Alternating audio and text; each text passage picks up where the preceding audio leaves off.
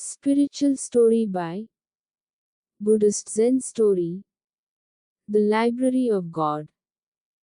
The most revered building at No Wind Monastery was a quiet, humble structure that stood at the outskirts of the grounds and boasted the sign, The Library of God. The monks knew this building was a special place, not only because they could feel the divine vibrations just by being near it, but also because all the special monks who Zen Master Blumais had allowed into the library always came out enlightened. The strange thing about the library, though, was that no one knew which books it held.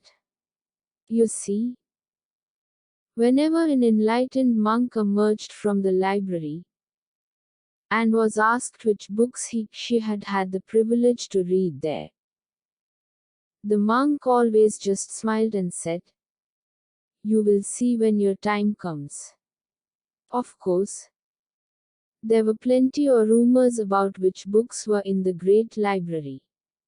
The original Vedas, some said. Perfect version of the Diamond Suit, said others. It was the purest Bible, the best Quran, the Sri Guru Granth Sahib, etc. etc. In fact, the most recent rumor was that it was a special text left behind by a now extinct civilization. In short, the theories were many, but the facts were none. All the monks worked very hard on their spiritual growth, hoping to be picked to enter this sacred library. You see, it was well understood that only advanced monks, who were ripe for enlightenment, were chosen by Master Blumais, and this was an opportunity the monks desperately wanted.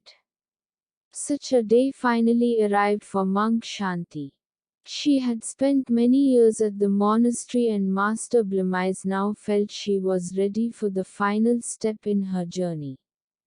Shanti's good friend Monk Chin wished her good luck as she stepped through the hallowed doors to spend the next few weeks in isolation in the legendary library. As she walked in, she was amazed by the overwhelming sacred atmosphere that permeated the entire building. The very air was holy, and just being there, she felt the blessings of 1,000 saints. In front of her was a great hall.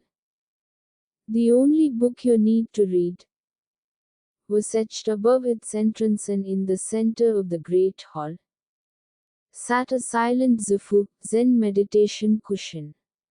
The silent Zafu was the only object in the entire library. Shanti smiled as she made her way to the Zafu, her attention now fully focused on her mind and thoughts.